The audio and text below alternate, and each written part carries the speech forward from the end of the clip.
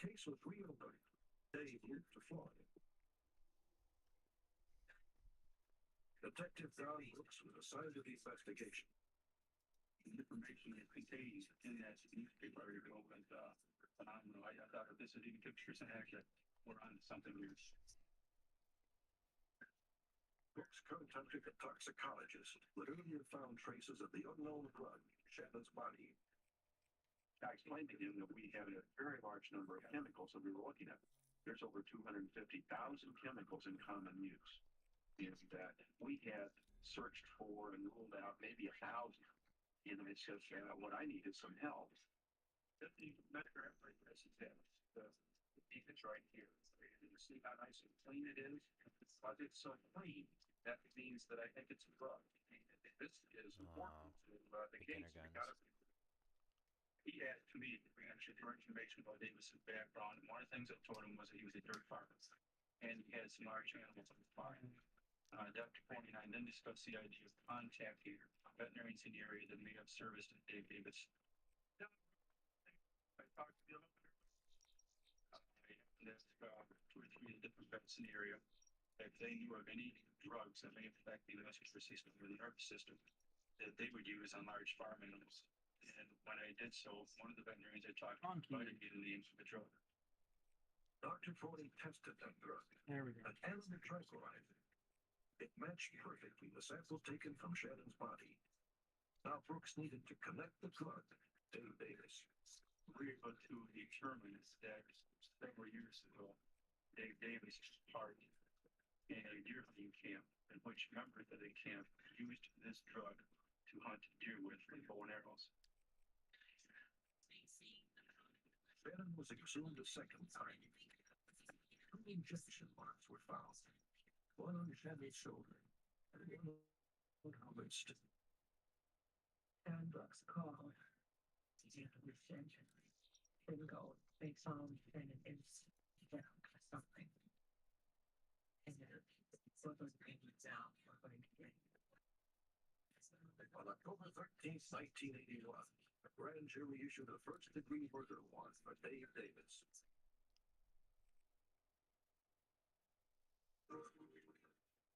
Detective Brooks believes that Dave Davis pushed or coaxed Shannon off her horse, pressing her to the ground. Welcome everyone to the stream. We're doing a 1v1 with Dragon today. There won't be much talking audio on my half, but there will be game sound. Hope you enjoy. Full audio on my sound.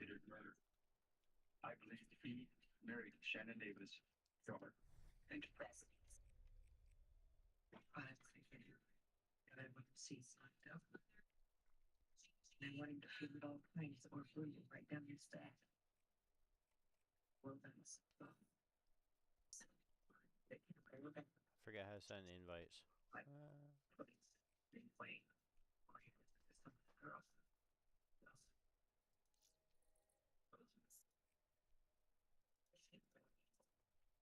After our broadcast, the viewer recognized Dave Davis as an acquaintance living in American Samoa, a small island in the South Pacific.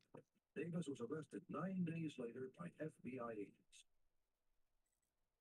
At the time of his arrest, Davis was living in this house with a 20-year-old Samoan wife. He told her that his first wife had died in a tragic accident. 3.5 weeks later, Davis was returned to Michigan to stand trial for murder. He got me no justice against him. Didn't do it. Well, we see your wife was poisoned. He didn't do it. After only I know, 2.5 hours of deliberation, Michigan jury Once mommy's convicted done, I'll Davis put you of back. first-degree murder. For Shannon's parents, the verdict brought an end to their 9-year struggle for justice. This is what we waited for, and we got what we wanted. Don't start things yet. That's what we wanted. Just doing. He gave us the penalty. Now we're giving it to him.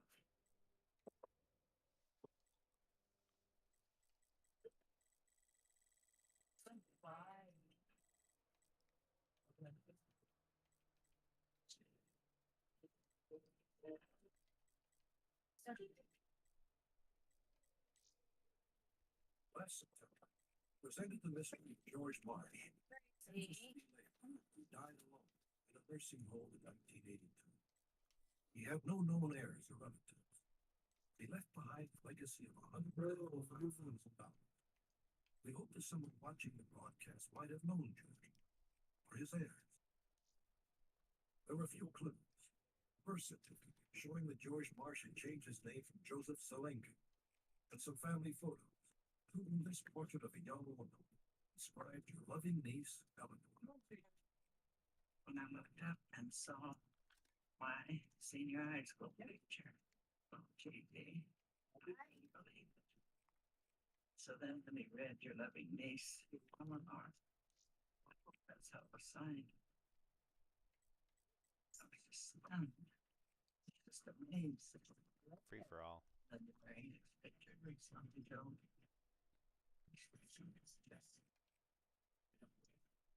This woman, Eleanor Toller, George Marsh's long-lost niece of Steve. Oh, You'll have to find this in Rock Springs, Wyoming. Joseph Toller for Jody.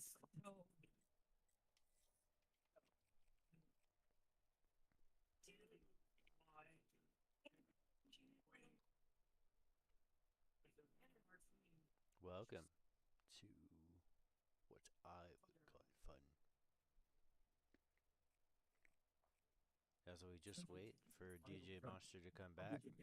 Blizzard. Jim and Eleanor planted the farm. Let me know when you're ready. We'll hit up. But more importantly, he wanted to preserve Joe's memory. The intent of bringing his family life. Oh, very trying. Buddy. Money. You ready? Just give me one sec. Just feel big all over. Know that I'm okay and know where he's at. I'd be able to bring his body back the rest of his time. No.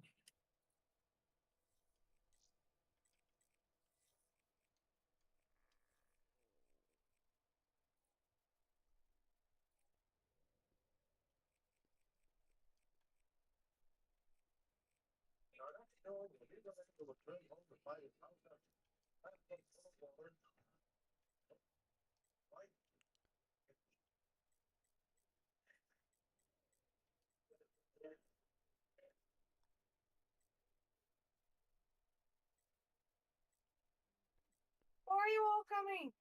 Oh. April 29th, 1986, 10:40 a.m. A farmer in rural Oklahoma noticed that ominous peals rising from a nearby roof. I'm good. Let's go. Highway patrol arrived Okay. at the scene. They found burning cars built on its end. It was so intense that the car actually fell into the metal guardrail.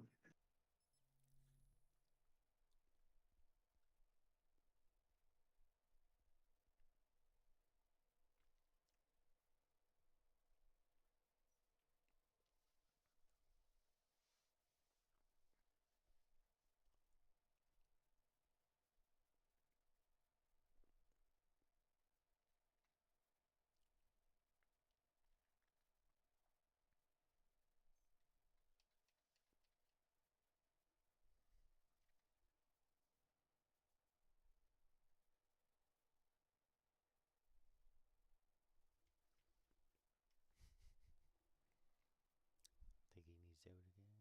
Doo-doo. I'm gonna be in the mile. Oh no, ma. Wahoo. Straight up, just customized.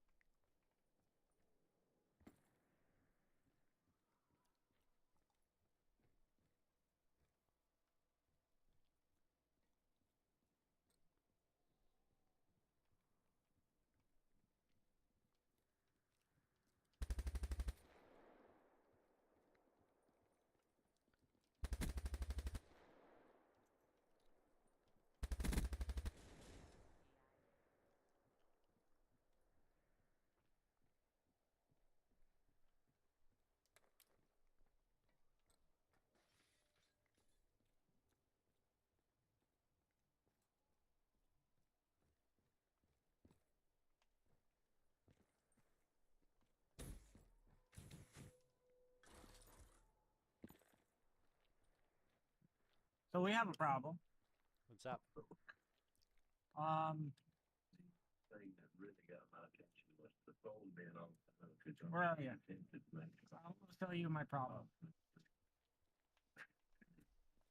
Between me and you. I'm currently walking around. Us putting it together and right away we found out that we Yeah, don't what happened to your actually guns, know. by the way? I realized Yeah, I that want to show you. unarmed. What was Ailey doing out on that boat? I have no idea what happened to my gun, considering I can't even get into the escape menu. There was certainly a reason for Ailey to be Yeah, gone, that's so not good. nothing about this wife's death Meet me made back at the sense. car in the shop, I dune contacted buggies. Ray Anderson, the district attorney's office. First impression that I had in this case, I met the complaint. Big Daddy was bounced and flipped a lot of them behind. Not expecting the tragedy that happens and looking for an excuse or You looking have for some no reason why it happened. weapons. However, when you start looking I at feel things conflicted like about this, shooting a when you person start with no to weapon. laser him, it leads you to believe that there's a possibility that there could be foul play. There we go. I saw that. I stole your weapon. A few days later, Bradley There. Ray I Anderson don't know why it took my weapon away. and included. It's probably the way I must have messed up on the seg somehow. 200 feet from the bridge, they found a church bullet on the grass. Yeah, this is a church building out of our car from the previous Sunday. It was on the dash of the car. Right, you hear that dash of the car tonight? Down hunt. Sure was. Haley mostly strolled with the windows rolled up, the air conditioning turned on. The bulletin could not have flown out of a moving car. The car would have to have been stopped.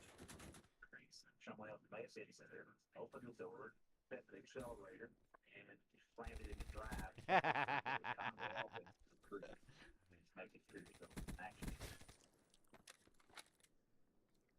As a result of Anderson's investigation, the Lawton District Attorney names the official cause of death from accidental, unexplained.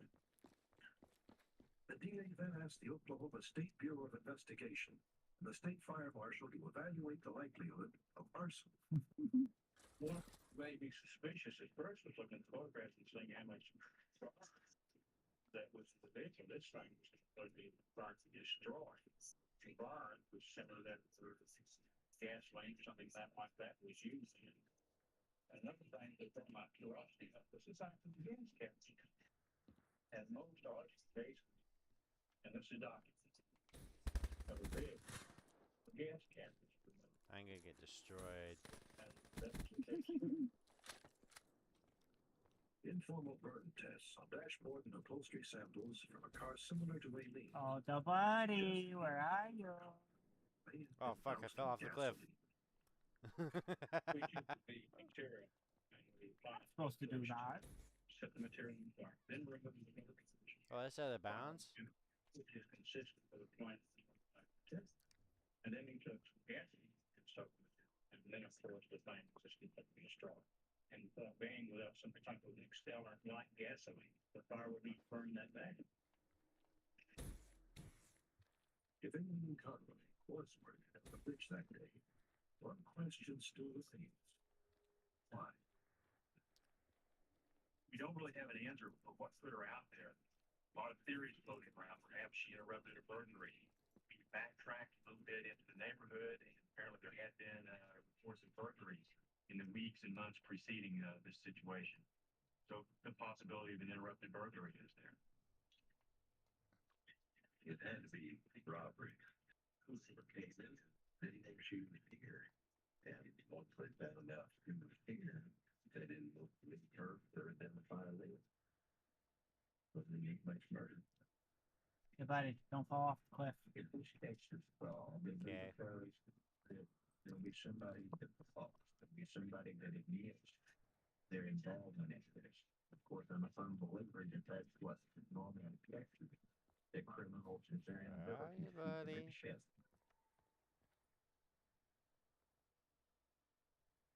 No one knows, but that thing was happening because the most hungry drink in Oklahoma that day.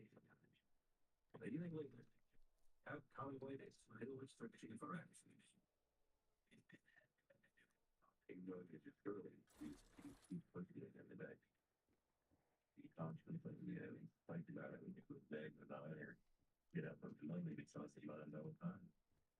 I showed there I used to be found. But I like to win. First time, okay.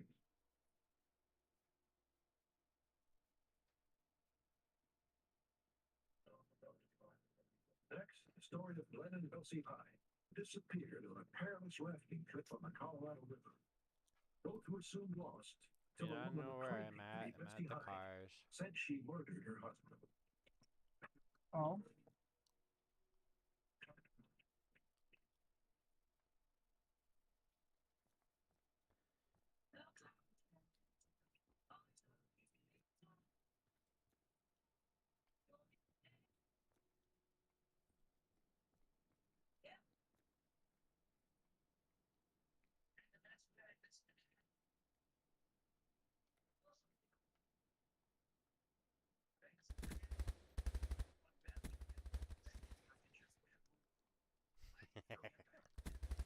Peekaboo.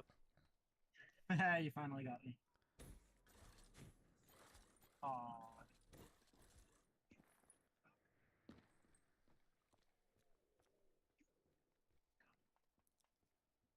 Well, that's a problem again. When I kill you, you lose your weapon.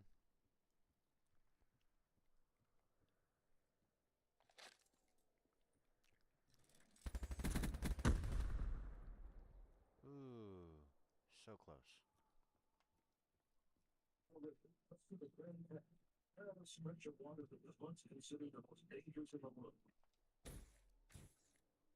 In 1928, two Marine set out to navigate these treacherous whitewater rapids. Never seen again.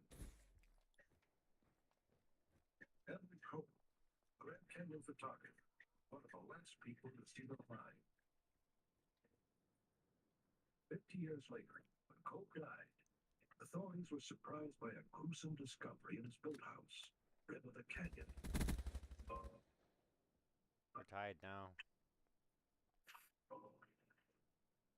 I feel so sorry for In you. the canoe is a single human skeleton that appeared to have suffered a violent death. Ooh, that sucks. Bones were these. How did the victim die? One good option would be that the individual met death by homicide. A second option would be suicide. It would be nice to know who this individual was. I mean, somebody is missing, somebody was out there, and there may be friends or relatives who very much like to know who it is. The disappearance of a honeymoon couple, discovery of the human remains in the boathouse happened almost 50 years apart. Yet they were connected by an article in the Idaho Why is the June buggy all and flipped by the upside Arizona down Law. into the They doorway? suggested the bones might be those of the adventurous young river I don't know. Glen Hart. That's strange. Tonight, for example, is the Grand Canyon. What happened when Brian Besson? Is there a disappearance connected? Do you have grenades? Nope.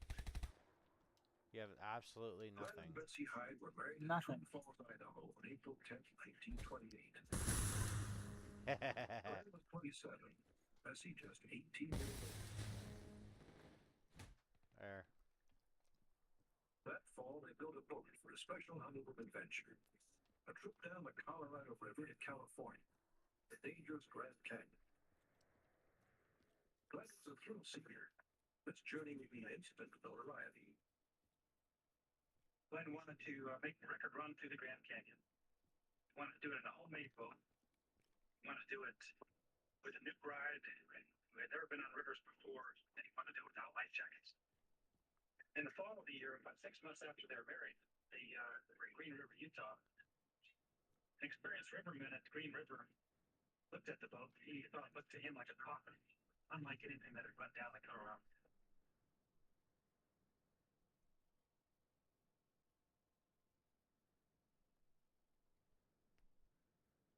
The Hydes took 6 men hit from Utah to the Bright Angel train under the Grand Canyon.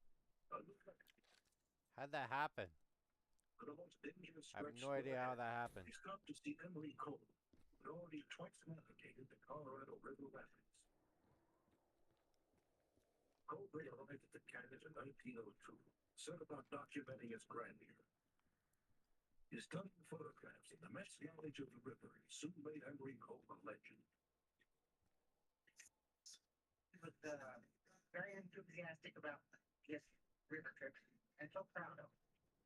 Everybody that I know that's interested in the river at all the years I was there, first came and talked to Henry Cole.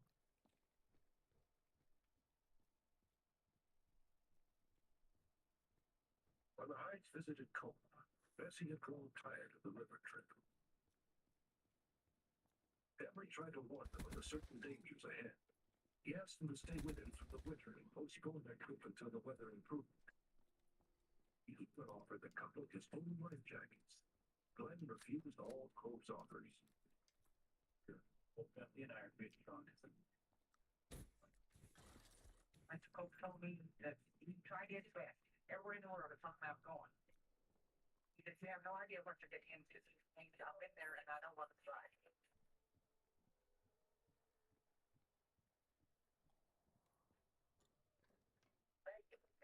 There was an even interview.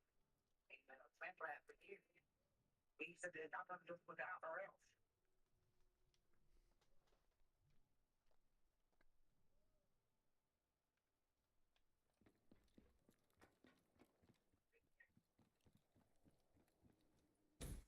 Later, letting Bessie disappear. Army aviators flew into the canyon and spotted the empty boat below Diamond Creek.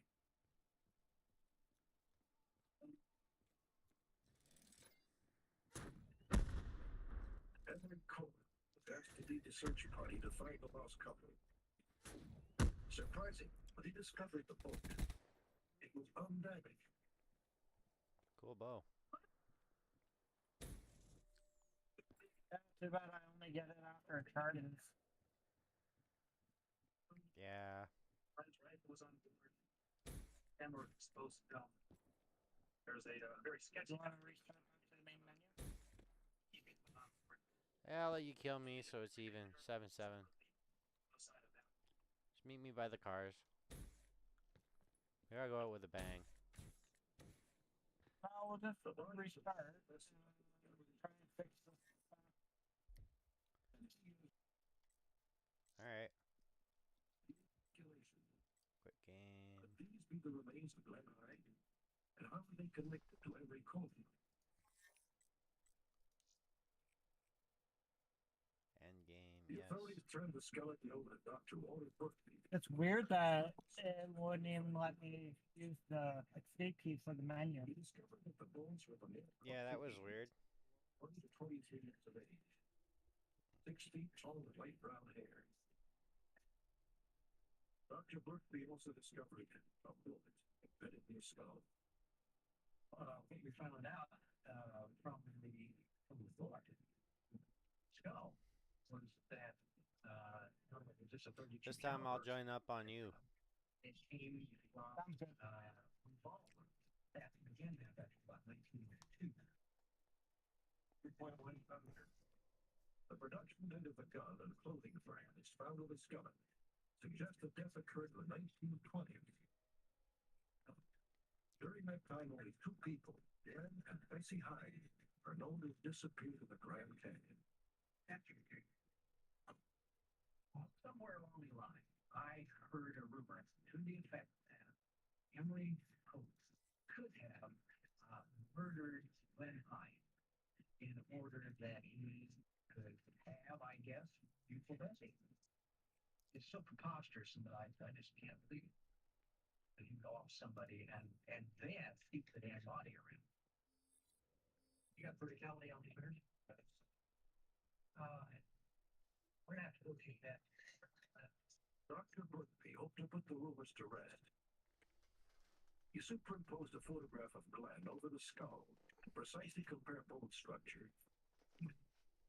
This was the only way to determine if The skeleton was indeed Glenn Hines. The skull is of a different shape than the face of Santa Hyde. Nuketown The 3. eye organs themselves A lot of are hiding angled spots in in there. direction. The cheeks are wider. Even the shape of the chin. Well, Glenn Hyde's chin was somewhat round, as we can see on the photograph, whereas the chin of the submitted skull is to be fairly squared off. So those features alone do not match. These remains, these bones that are submitted for analysis are not the remains of Glenn Hyde. Period. End of story. But the story, in fact, does move. The mystery deepens. If the bones did not belong to Glenn Hyde, then what happened to Glenn and Bessie? The answer may lie in the eyewitness report, claiming Bessie Hyde is still alive, that she was seen back in the Grand Canyon, retracing the steps of her ill-fated honeymoon adventure, every 3 years after she disappeared. In 1971, an unknown alien took a 20-day rafting trip through the canyon. Geologist George Billingsley was also What the fuck? He was very serious person. He was always just watching the Okay, what happened? and helping out a little bit around camp. All the time wanting to do something. Apparently it's my And, game that's pretty doing it. happy, but quiet. Pretty much to herself. towards the end of the trip. They made camp at night. Because even with me hosting, it has no difference. I still have no time. That evening, a river guide told the legend of the missing couple, and the woman, matter of fact, revealed her true identity. I've got the eye. She told us seriously enough where we wasn't sure what else to say. So we all figured she was just making up her own story. But later on, we got to thinking, now maybe she really was Betsy because the age of her.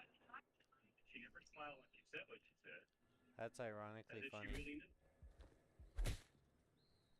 You need a weapon. Give me that.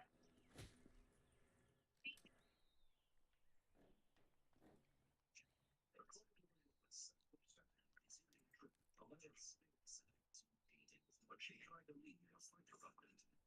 You need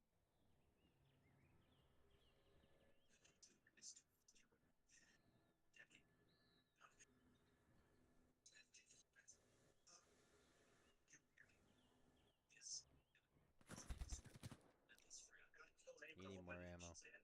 Eventually contacted her back to the asylum. That's pretty exciting. When I asked her about the Hyde and their disappearance, she denied everything. She said she hadn't told the story. She said she didn't know anybody named Hyde. She said she wasn't Bessie Hyde to create it. My gut feeling, though, is that she was here. The mysteries surrounding this story still remain unsolved. It's the Hale family Coach Boathouse and not Glenn Hines. Who's not Hale? And why did Coach keep them hidden in that commute for so many years? The mysteries have survived the years. Go by that window, I dare you. Peekaboo. You don't have to dare me.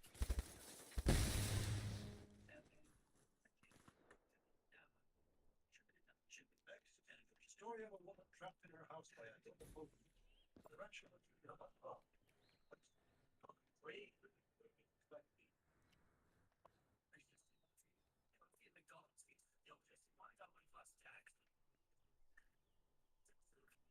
Every single day.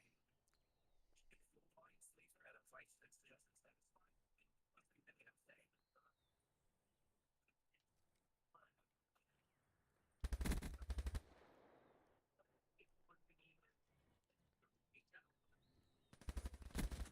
I watched you for like a good few minutes.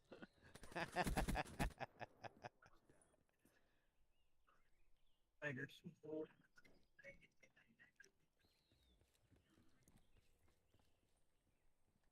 Bay Area rapid transit system. Known to commuters as the BART trains. Like San Francisco with the East Bay cities. On June 12, 1985, June Kenyon His wife Dottie to the BART station in Pleasant Hill, California, 18 miles from home. She entered the station, purchased a ticket, a simple task performed each day by me. But this was a test of courage for Dottie Cable. Dottie suffers from agoraphobia, an irrational, overwhelming fear of being in public places.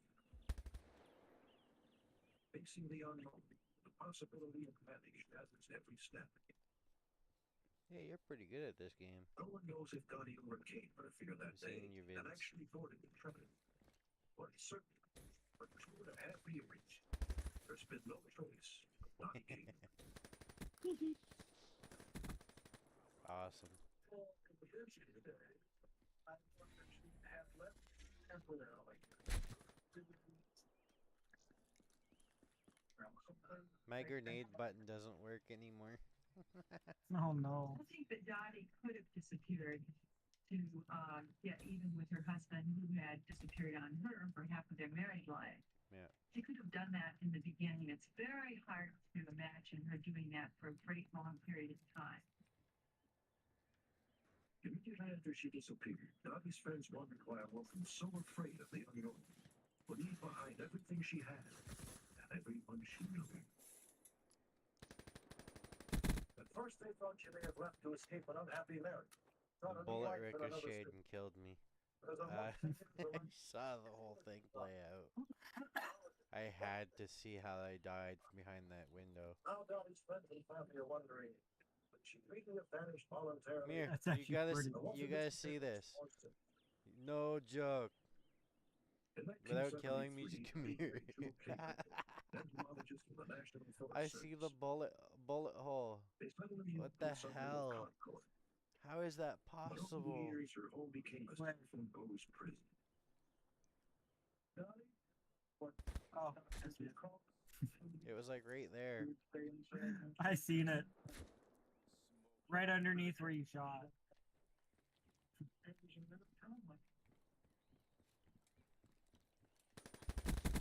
Dottie and Jules' marriage deteriorated. Shit.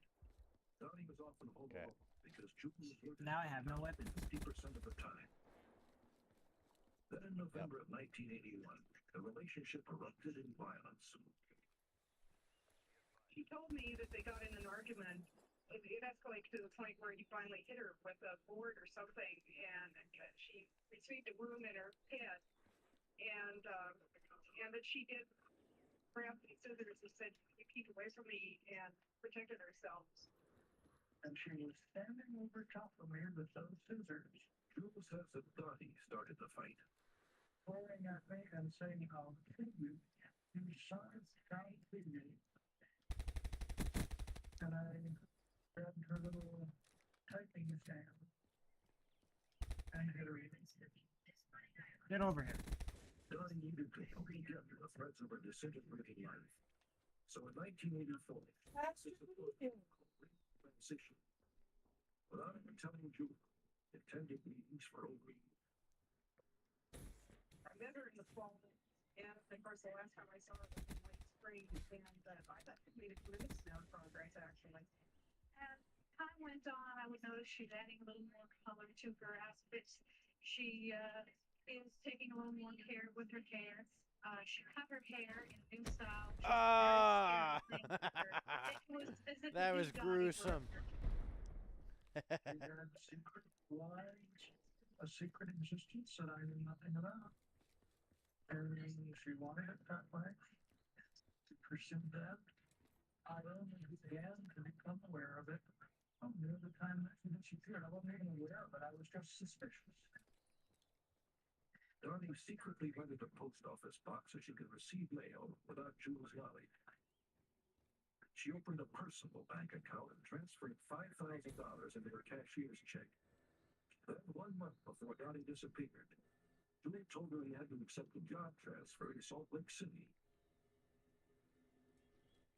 Dottie has said, in the event that I got transferred, that she was not interested in going in. So I was expecting her to go with them. I didn't even want to be right here. According to her, was he Donnie set off on an overnight trip. He delivered at a Pleasant Hill BART station. You gotta watch that preview on my vid.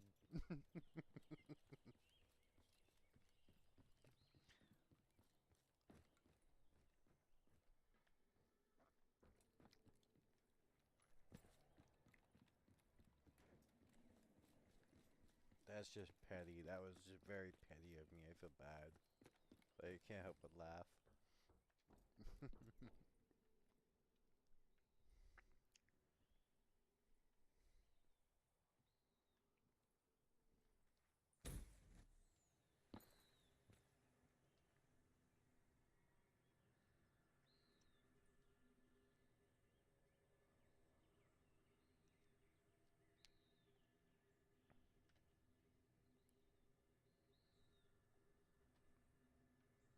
I am so sorry.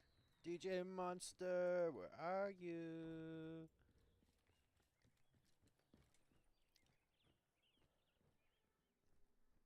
I'm losing, you're winning. This is fun. We should do this more often.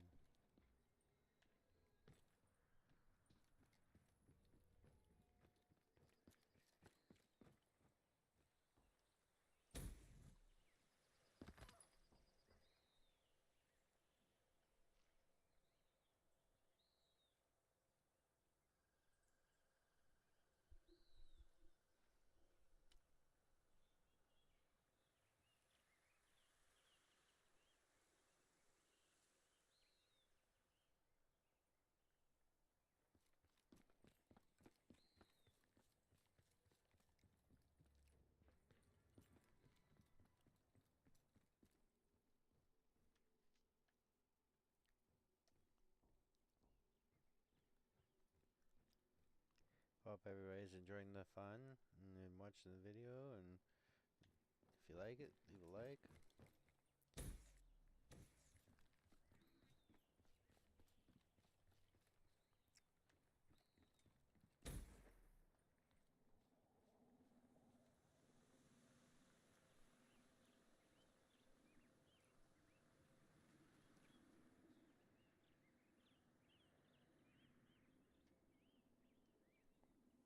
It would appear he's gone ghost. I do not see him. Diane hired a private investigator, Brad He C. is here Cohen. somewhere. The status of the case at this point is I view it as a 10% missing persons case and 90% potential foul play. As their attempts to locate Donnie turned up no new leads, Whoa! Diane and Francie started to worry that Donnie might be dead. They began to consider Jewel a suspect. We don't know for I sure. have no if idea Dottie where you ever even got to the showed BART up. Station. The only one that has reported that Dottie went to the BART station is her husband Jewel. We don't know if she ever got there. You want to stop taking advantage of me not having a gun? Proof to Yeah, be anything other than I do. disappeared. Where are you? Jewel will be a suspect Right in here. her disappearance or in her Behind death, whatever it may be, along with anybody else that may have been close to her at the time or prior to her disappearance. You would certainly consider those around that person as being possible suspects. No, that doesn't bother me on. I suspect that she either willfully disappeared and then was helped to permanently disappear. Or perhaps just got in with I didn't even get a shot into you. I just smacked you twice. the person right at the start.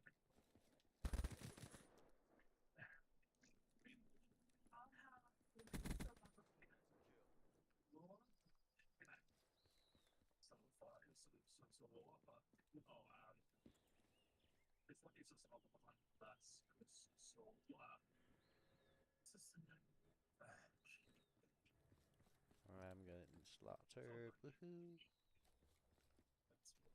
It's kind of fun. Kind of fun. Gotta find the fun. House pregnancy adds endless time. 1 in 6 Canadians, it can be a struggle. Let's not hurt them anymore. First response. Think about Instead of pressing B, I should have hit the run button. Thanksgiving now. Seasoned Canadian turkey, home style stuffing, and cranberry sauce. Exclusively for Native Awards members and an $8.99 dinner deal.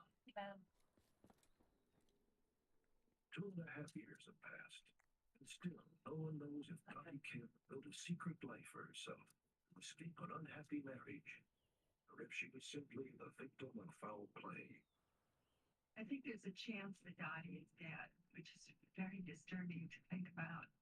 I have many dreams about this, and the authorities I speak to and the friends I speak to come up with hundreds of ideas. There's no peace, there's no rest, there's no conclusion, and we won't forget her. Hell living with Dottie. It was hell having her disappear the way that she did. And yet, since I've gotten here and gotten I hit your settled, foot, but I went down. and doing a job, Headshot right there. that Glorious, glorious. things are really good.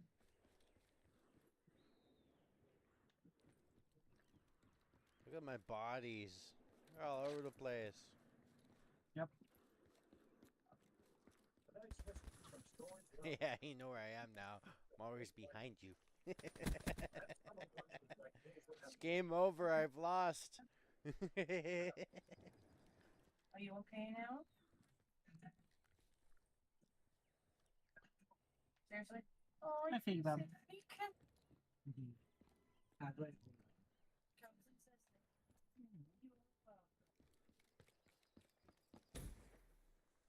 Easy girl. Okay. Okay. Your phone. Right here. Oh, right here. Right here. That over. I know where you are. Just poke out. Thank you, feedback.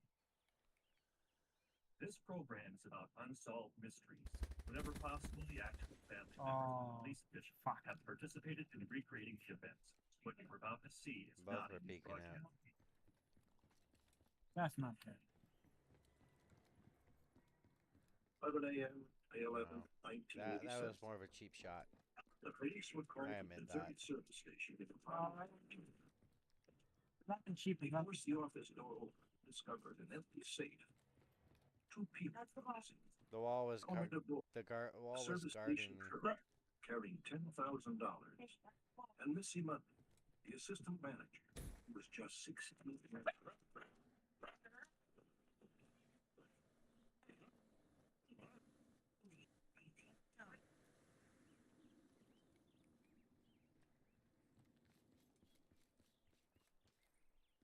Remember what I said? I'm always behind you. That's part of the reason.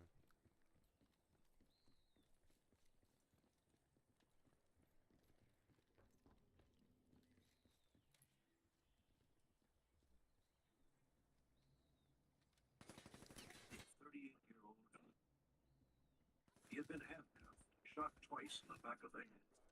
The police called it a cold-blooded execution. Hey, did you see the scoreboard? It's 15 to 9.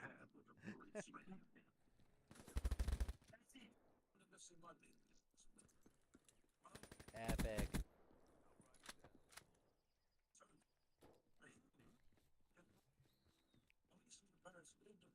Enough fries.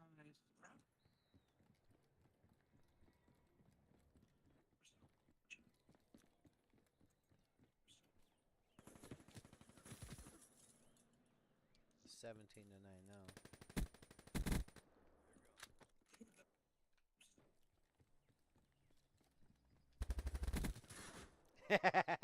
It's like spawn killing me now.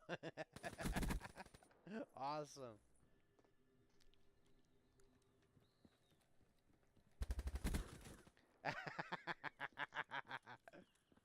Glorious. Glorious.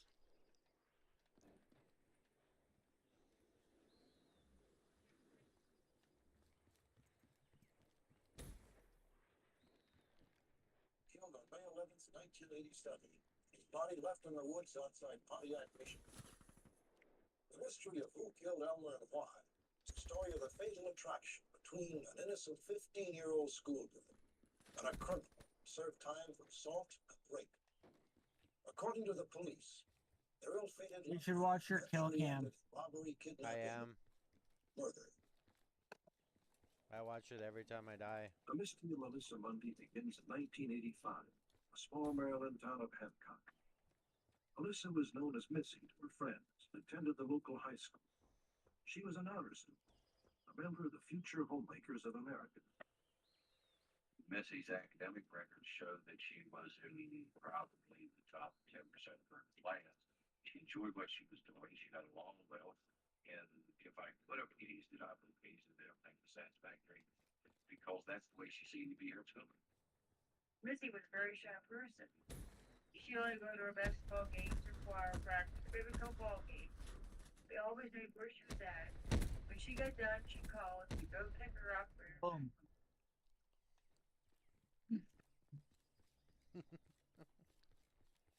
In 1985, a stranger arrived in the area. His name was Jerry Strickland. He said he was looking for a property to convert into an orphanage. He called on Missy's family, asking about the ownership of a nearby house. When I first met Jerry, I thought, well, you know, he's Oh, buddy. went to his actions, the way he talked. He was so demanding. I didn't care for his attitude. Missy was intrigued by Jerry. His first glimpse was the beginning of a relationship that would change her life forever. She really liked him a lot. Every time he came out, he brought her a gift. He gave her a lot of attention that she didn't get at home. She went out with him in the evening after her mom got home, and she said that she got home late, but her mom didn't know who she was with, and she lied to her, told her she was with a friend. Missy sneaked out of her house regularly to see Jerry. That would explain it. He told her That he had a was tragic awesome. that his first wife and child had died in a terrible car accident. No. Missy slipped off Oh, her wait, feet. yeah. She had boy crushes at school, you know, like childhood sweetheart, stuff like that. But as far as boys, she never said anything to me What about it. happened to your gun? She never paid that much of an interest in them. You just happened to be right there when I died. Yeah. And I'm pretty sure the gun on, yeah, despawned where my dead body was. Bummer. I couldn't find out later. Missy never did lie to me. That's why I never trusted that. Come get it. Okay, you got it. Morning of April 17th, 1986, Missy left home to catch the school bus as usual. Nice trying to do a cheap shot. It was worth. It was fun. It was worth the shot. It was worth. Yeah, it was worth the effort. Because it got more ammo out of me. That's where she spoke to me. In fact, she got in Jerry's car, left the state. Better run. I didn't believe it. Missy was that kind of a person. Because I knowed Missy, I raised her. It was just a big change that one day. And she just left. Oh, me. Fair shot. Even as Missy's professional she still didn't know the truth about Jerry Strickland. Hey, buddy. His first Yeah, child. I gotta do one thing. You're still alive. He had been passing bad checks around Hancock. He had a You prison. gotta do one thing. He had been convicted of I gotta malicious find- assault. He had raped his sister-in-law, cut her throat, and left her for dead. This unlikely couple settled in Springfield, Michigan, just outside Detroit. You got a what? Even though Misty gave birth to I a just son, gotta find you first. she never Just told gotta her find me? family where she was living. She told me I should very unhappy at home, and that she didn't care about anybody at home but her Hi. older brother. Boat snack. And that That's why she was with Jerry. If I succeeded on the kill, that would have been funny. I never It's seen still him kiss, funny though. I died. Never held hands. I never seen him touch Boom. at all. I thought that was so strange. I remember asking. I my did mom. not expect you to get She you with said that the he wasn't very exploding arrow again. To help make ends meet, Missy took a job as assistant manager at a gas station. There she met Elmer DeBoer, a courier for the oil company. He picked up the cash receipts for local gas stations. Missy and Elmer became close friends. You gotta look behind you more. Teabag, teabag, teabag, He teabag. understood that she was going through a really rough time, you know, being married. But I'm starting guy, to realize it's like run around in a circle for the most part, and then every so often check behind me.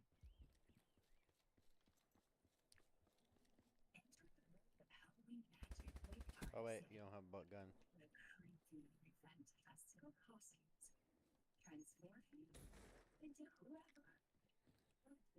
Where did I die? In behind you, Found the it. staircase. Boat snack. Bow snack upgrade.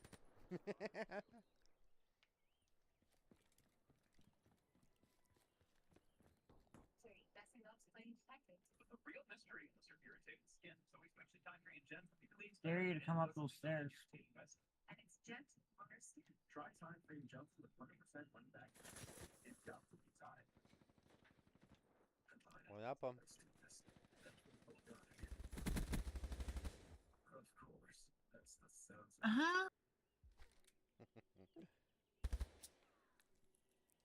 And one for good measure.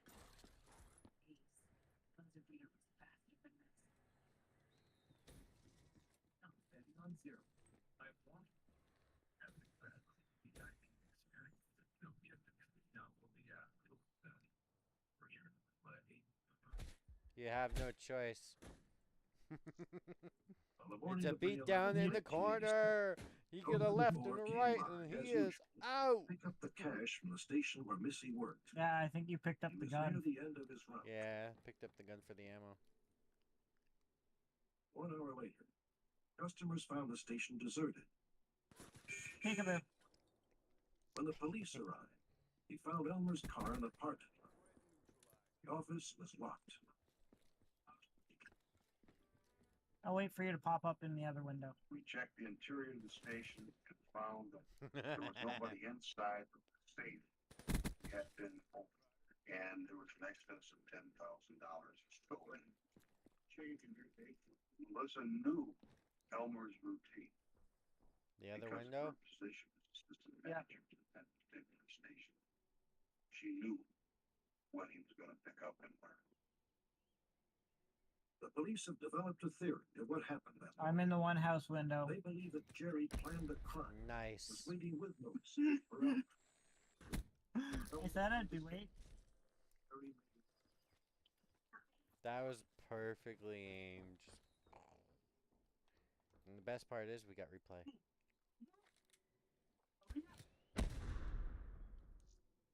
Again.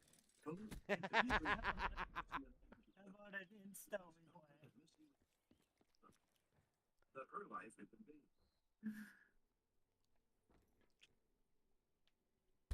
We feel that Elmer was handcuffed, pretext that she was going to hurt him. And Elmer went along with it. Reluctantly, but to protect Melissa. Right. Then he unlocked the handcuffs, told Elmer that he wasn't really going to hurt Melissa, but he just wanted his money. Then he shot him twice in the back of the head.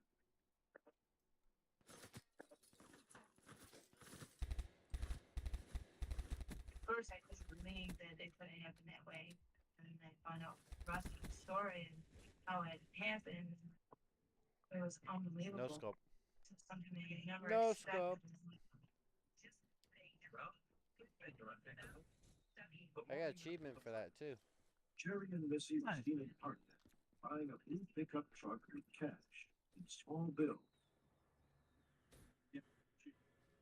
While Jerry went to get insurance, Missy sat with the truck salesman and chatted for over 2 hours. Now you got this 2.5 hours that she was alone. She could have told the salesman of Lucky Odds thing. She could have picked the phone up and called the police herself. You say, let me out of this. I need help anytime. She's guilty. She just guilty. She had the opportunity.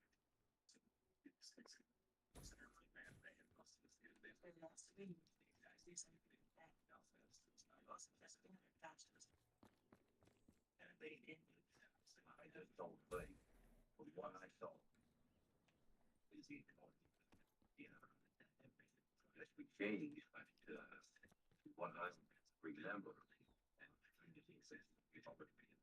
Usually guilty and furious Strickland is, even though she was not ready to be. There you go back in that room.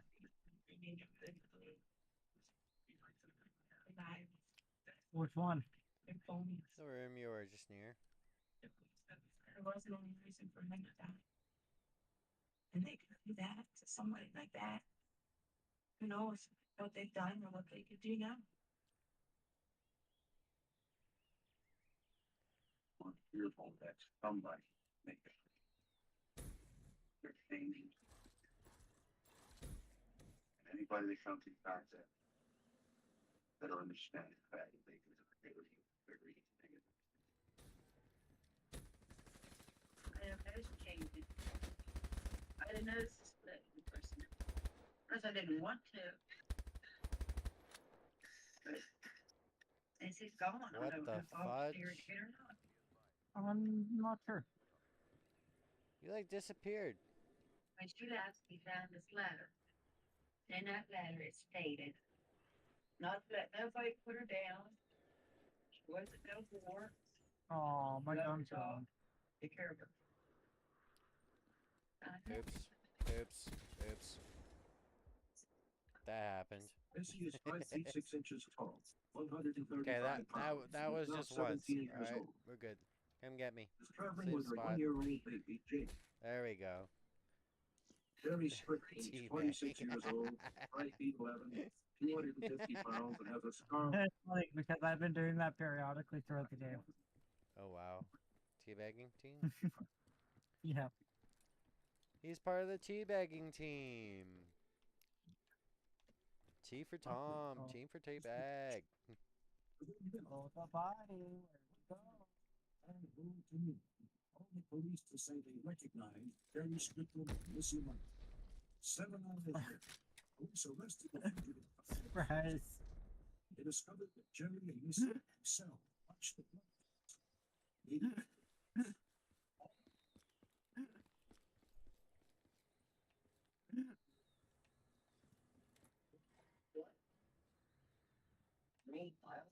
Glorious. Just glorious. Hey, go back through where you just went. I dare you. February 10th, Jerry and Missy You arrested almost by blew the yourself up. I saw James that. That was Allen close. robbery. Oh, it was close. Cease. The White House says joke.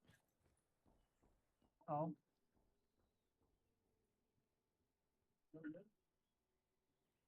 Actually posted by the White House. That's why the last time. We don't learn which would have been.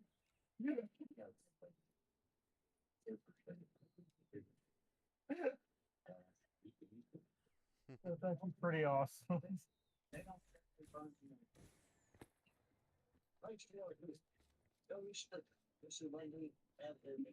Oh God. What?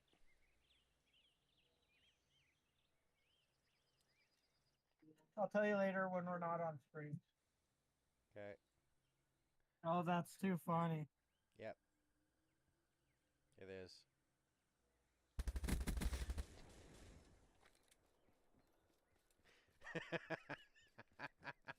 Jackass. That was too funny. Responded with phase of high technology. It's a beatdown.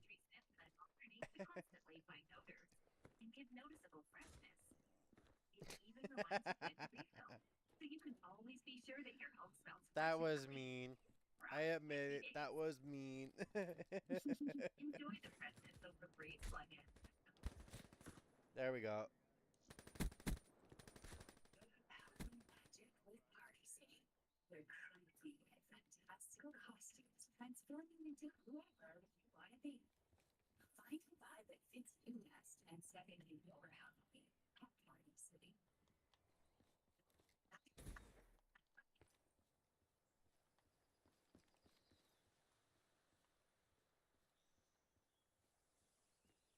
Every time I look around, I keep seeing these mannequins thinking it's.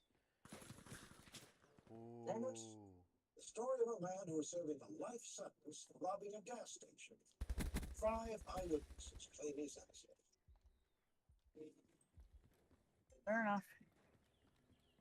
That went pretty good.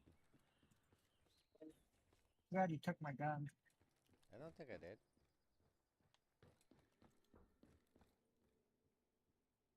Oh, July surprisingly you 14, did. 1979. Dallas suburb of Garland, Texas. At 7 p.m., a man entered a gas station office, threw a gun on Doyle, the attendant, closing up for the day. When he first come in the door, he was shaking me down and telling me he'd kill me. That time I know I did because you. And I realized it was all for real. You crawled through the window. The incident took 10 weeks. Doyle's 3 eyewitness testimony eventually put a man in prison for life. You think that you didn't really get over something like that happens to you? If you had 45 stuck in your face and somebody was telling you they was going to kill you, it's something that stick with you the rest of your life. And you never forget the person that does it. Doyle identified his attacker as Michael Scott Martin, 26-year-old Welsh. I got a new toy. 5 Oh, other thank you. swore that Michael Scott Martin could not have robbed the gas station. They claim he spent the whole day at his home, 70 miles away. Go up to the one window, I dare you. This is my house before work. Which one? Working on the motorcycle. They're saying That I one? robbed the gas station. And I've never robbed anything in my life. Fuck. Michael Martin was arrested, tried, That and was convicted of off armed robbery. the hook. Because of a previous arrest, he was sentenced to life imprisonment with no possibility of parole until I went from light 1999. infantry to heavy infantry. Martin has already served 8 years. The artillery is School nuts. maintains he's innocent. Tonight, he makes a final appeal. Wait, one, I'm two. back to the point of giving up. I am innocent. I've gone all the way to Supreme Court, fighting it. And I just keep hopefully praying that there's a way and I'll find it. One day I'll prove that I didn't rob that gas station. Case against Michael Martin is based entirely on eyewitness identification and placement of the scene of the crime. There's no physical evidence connecting the one. No fingerprints were found. The gun was never recovered. The gun still hasn't been located. Martin insists only physically. Michael Martin had a clean record until he was 26 years old. In 1979, 7 months before the gas station robbery, he was arrested after an altercation in a supermarket.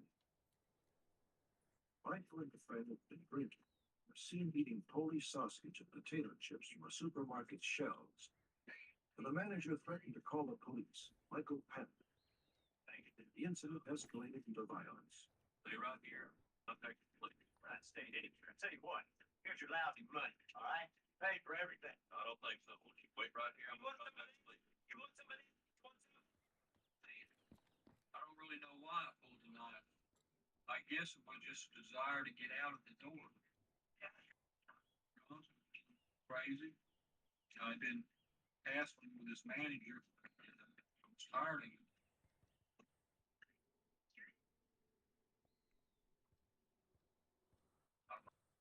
They're as I wasn't meaning to hurt anybody.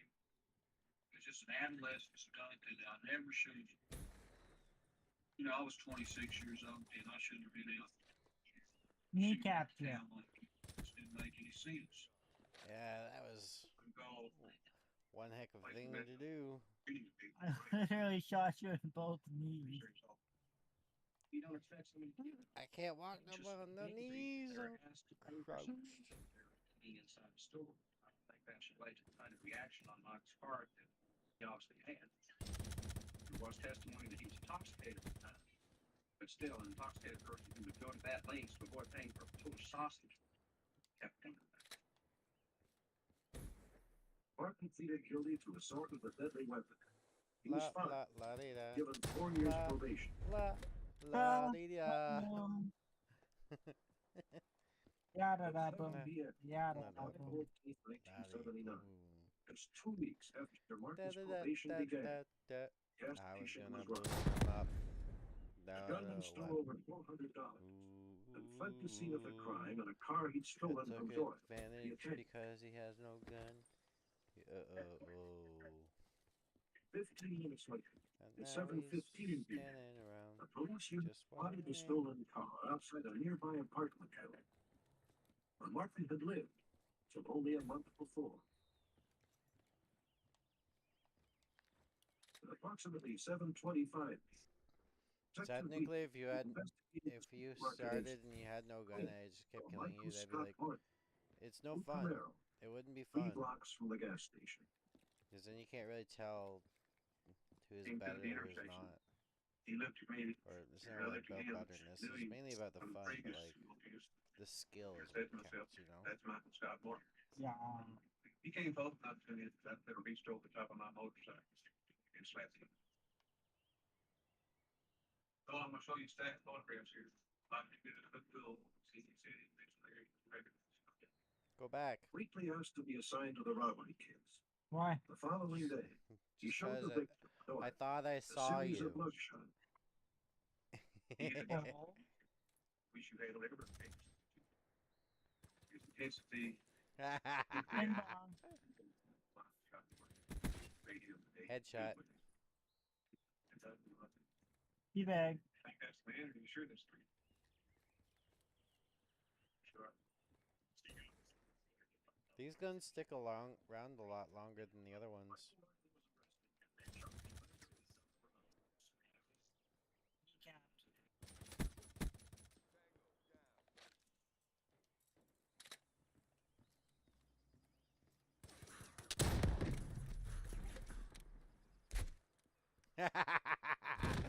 Awesome.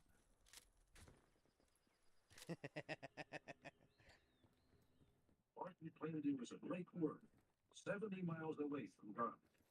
Time of the run. 5 separate witnesses, 3 of whom hardly knew him, substantiated his claim. Their testimony was the crux of Martin's defense. The day that they did the robbery, I worked in my car and he worked on his motorcycle. You weren't expecting that, were you? No, I wasn't.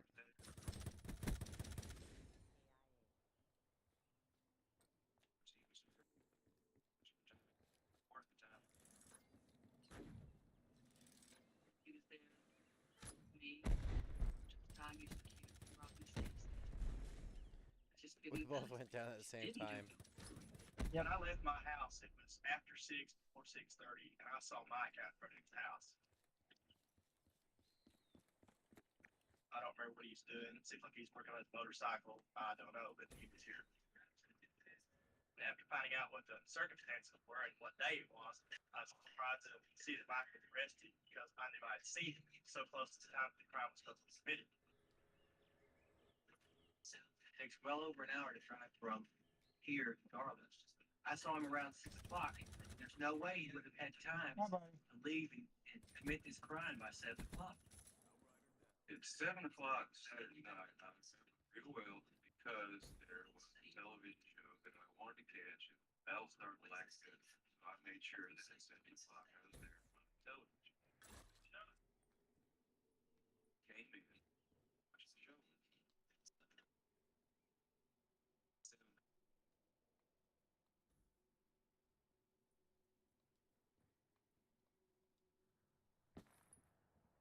this trial hinged on the issue that the jury would believe.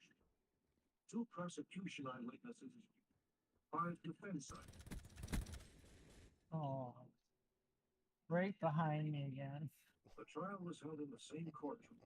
2 months previous, Michael Martin had received his probation. Hello, I'm a creeper. A point came. Blowing your A super backside Martin like. Oh, conviction admitted into the court record, possibly prejudicing the jury against Martin. I don't know if we could have gotten a guilty conviction in the second offense if the jury had not known about the first offense. I think that works great psychological influence on the jury. I know that my witnesses are positive. I also know that the defense witnesses are positive. It was one of those cases back then when I simply had to put on the case and let the jury make their decision. That's what our system's all about. It took the jury only 15 minutes to find Michael Martin guilty of armed robbery. Suppressing fire. Even the maximum sentence possible under the law. 20 flat years, which I can't come up with this road till 1999 because I supposedly took $400 from this gas station, and I don't think I got a serious problem. If a person is on probation for a felony offense, I am E.T. I will phone home.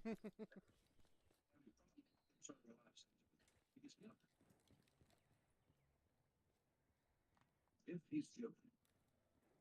Those words had troubled Brad Lawler for 9 years. Could the jury have put a man behind bars who was innocent? it always bothered me that we were not able to come up with a clincher. There were no fingerprints found at the scene or on the getaway car, no recovery of stolen items.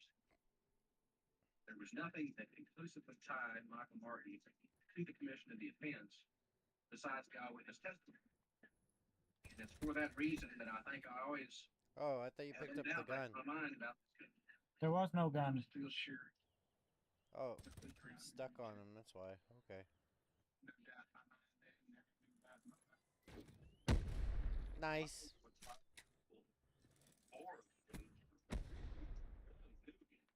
Why would they lie for the law? Protect you. Just come out of nowhere and blow you apart.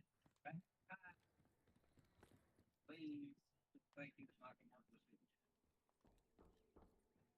Say in retrospect, simply don't know. I thought my 18-year-old witness. What's the winning score, by the way? The ending. But also, the witnesses who testified for Michael Martin were positive that they were within time 7 months away. So one of those that I guess answer to.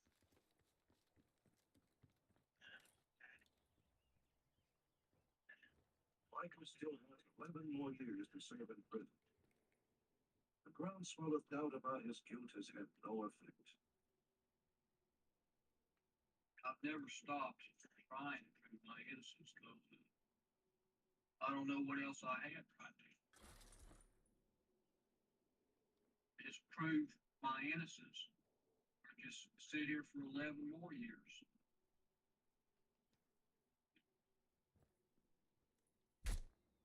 I can really appreciate freedom is. If I waited just a few more minutes. It's always there. It's taken away, you really appreciate it. I want what I lost.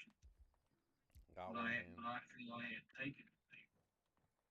If I could exit out of the game mode, I would.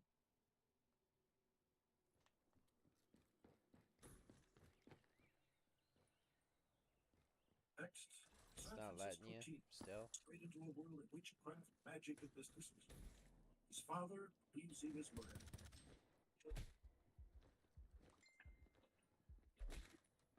Who's the new guy? When it comes to boxing in the game, you win. Do you think he plays basketball? The Big Red Sale on September 18th to 25th. Alright.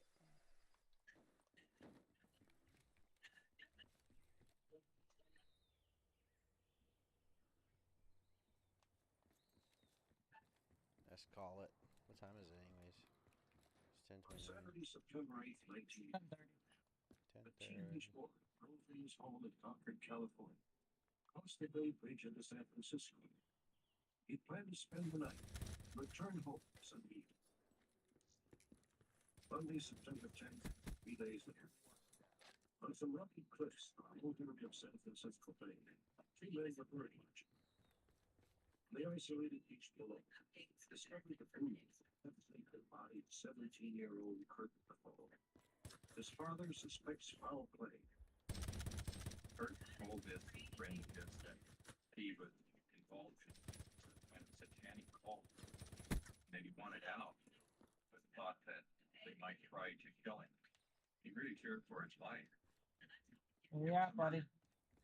It needs to be investigated. There's no doubt in my mind that Kurt could have handled himself. Before I could even pull the because rocket he was launcher trained out. mountain biker. Awesome. Diver. He would not have drowned in water or fallen down. Yeah. Kurt McFall, dead at 17. What would appear? Kurt was a handsome and popular high school student. Confident young man who made friends easy. Well, with Paul standing with a lot of fun. No one would think this is good. Oh, you finally got me. Smoking.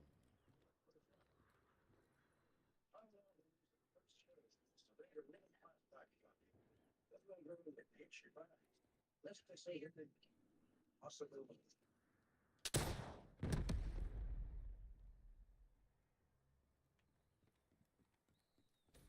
Learned by the strange phone. Tom searched his son's bedroom. After I had received the telephone call, I thought a lot about Where'd this you go, individual buddy? as to what he knew about Kurt's disappearance. I Let me wanted know to when you don't gain have a gun. all the information I could. I don't have a gun. What happened? You have a bow? In Kurt's room, Tom No. discovered a knife made from a deer's hoof. Come get me in A the car necklace lot. of stolen feathers. We'll duke it Drawings of out. witchcraft and violent fantasy. These seemed to be further proof that Kurt was leading a double life. At 10, he'd become interested in the medieval fantasy game Dungeons and Dragons.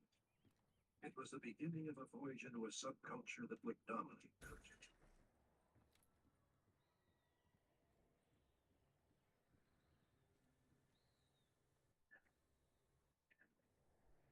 A year before he died, Kurt joined the Society for Creative Enactment, or SCA. Its members enjoy reliving medieval customs and We the duked actual it out. costumes of the period. Once a week, they practice jousting and sword fighting, parking lot of an Oakland subway Where are station. you? Same spot. Was here about twice a week. February, March '84. Learned how to fight. You died by your own grenade. What correct talent is really going to be very good at the game. No place with them. And his death certainly had nothing to do with any part of his participation in the SCA that I know anything about. As Kurt became increasingly interested in medieval Alright, literature, I got smoke. joined the Symphony, who initiated him in pagan religion. One of Kurt's old high school I call it quits. This contacted Tom win, I McFall. surrender. He become concerned with Surrender. now fears for his own safety. You take me as a Gradually over trophy. a period of perhaps 6 Same months, spot. his attitude towards other people changed drastically. He kind of moved from just studying with an interest in Nice. medieval religion to actually Watch the last adopting that replay. religion as his. He lost a lot of his What friends. happens if I quit? through Let's see that what happens when I process. quit. Boom. Bottom.